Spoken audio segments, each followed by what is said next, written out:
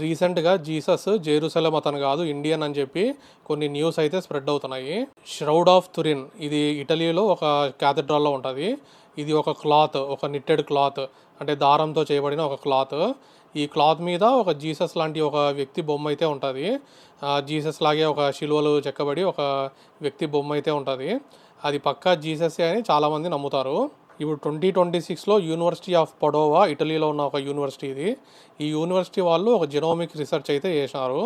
ఈ రీసెర్చ్లో వాళ్ళకి ఏం తెలిసిందంటే, ఆ క్లాత్ని రీసెర్చ్ చేస్తే అందులో 40% ఆఫ్ ద డిఎన్ఏ ఇండియాకు చెందిందని రిజల్ట్ వచ్చింది. దాని అర్థం ఏంటంటే, అందులో వాడిన క్లాత్, ఆ మెటీరియల్ ఉంటుంది కదా దారము, అది ఇండియాకు చెందింది. డైరెక్ట్ జీసస్ ఇండియన్ అని కాదు. 1354లో ఈ క్లాత్ని అయితే కనిపెట్టారు. అప్పటికే మనం దారం ఎలా చేయాలో కనిపెట్టి దాన్ని ట్రాన్స్పోర్ట్ కూడా చేసేవాళ్ళం. ఇంకా మిగతా కంట్రీస్తో పోలిస్తే మనం ఎంత అడ్వాన్స్ ఉన్నామో చూడండి. అప్పటికే జీసస్ పుట్టింది బెతేలం, జుడేయా అనే ఏరియాలో. ఇది ఇప్పుడు ప్రజెంట్ ప్యాలెస్టీన్. ఈ న్యూస్ వచ్చాక చాలామంది మీమ్స్ అయితే వేస్తున్నారు. ఇది ఫ్యామిలీ గాయో ఫ్యామిలీ మ్యానో ఇది సిరీస్. ఇందులో ఇది చూసాను నేను సీన్.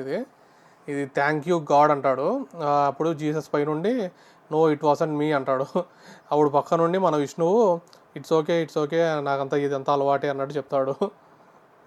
అది ఇప్పుడు మీమ్. ఈ మీమ్ రియల్ అయింది, ఈ సీన్ ఇప్పుడు రియల్ అయింది అని చెప్పి వేస్తున్నారు మీమ్స్.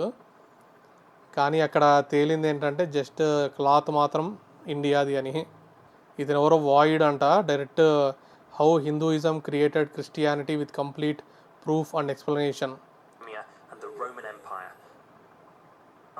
ఇది 8 minutes వీడియో ఉంది, చూడండి ఒకసారి.